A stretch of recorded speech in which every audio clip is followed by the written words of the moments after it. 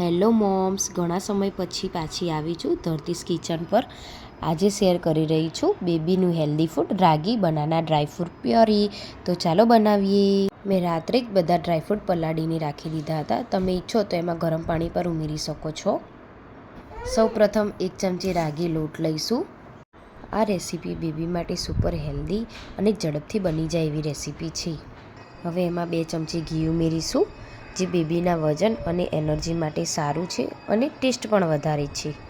પણ ધ્યાન રાખજો, બેબીને પહેલેથી ઘી સૂટ થતું હોવું જોઈએ. મારી બેબીને આ પ્યોરી બહુ જ ગમે છે. એ તો આનંદથી આખી પ્યોરી પૂરી કરી જાય છે. હવે આ મિશ્રણને સતત હલાવતા રહીશું જ્યાં સુધી એમાં ગાંઠા ના પડે ત્યાં સુધી હલાવવાનું છે. રાગીનો લોટ વધારે થીક હોય છે એટલે એને સતત હલાવતા રહેવાનું.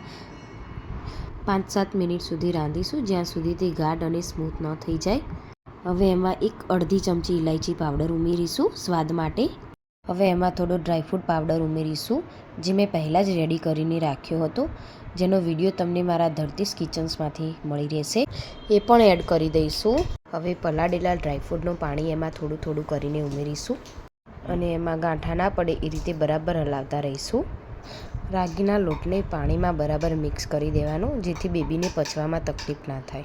હવે પલાળેલા ડ્રાયફ્રૂટને મિક્સર જારમાં એડ કરીશું, જેથી એની સ્મૂથ પ્યોરી તૈયાર થઈ જાય. ડ્રાયફ્રૂટમાં આપણે 1-2 બદામ, 1-2 કાજુ, 1-2 કિસમિસ, 1 ખજૂર, અંજીર એડ કરીશું. હવે એમાં અડધી વાટકી દૂધ ઉમેરીશું. દૂધ બેબી માટે સારો પોષણનો સ્ત્રોત માનવામાં આવે છે અને જો કોઈ બેબીને સીધું દૂધ પીવું પસંદ ના હોય તો આ રેસીપી એકદમ બેસ્ટ વિકલ્પ છે. હવે તેમાં 1 બનાના ઉમેરીશું. કેળામાં નેચરલ સુગર હોય છે, જે સરળતાથી પચી જાય છે, એટલે નાના બેબી માટે બેસ્ટ છે. હવે બધું જ મિક્સર જારમાં એડ કરીને બરાબર ક્રશ કરી દઈશું અને એકદમ સ્મૂથ પ્યોરી તૈયાર કરીશું. મિક્સચર ધીમે ધીમે ચલાવતા રહીશું, જેથી બધું જ બરાબર મિક્સ થઈ જાય. હવે તમે જોઈ શકો છો આપણી પ્યોરી તૈયાર છે. હવે એની રાગીની પ્યોરીમાં ઉમેરીશું. એમાં ગાંઠા ના પડે એ રીતે ધીમે ધીમે તમારે એને હલાવતા રહેવાનું છે અને એને ઉમેરતા રહેવાનું છે. મિશ્રણને બરાબર મિક્સ કરવાનું છે. 8 મહિનાના બેબી માટે આ પ્યોરી ખૂબ જ પૌષ્ટિક અને સરળતાથી પચી જાય એવી છે. તમે જોઈ શકો છો પ્યોરીમાં સરસ મજાનો કલર એવો આવી ગયો છે. આપણી રેસીપી તૈયાર છે.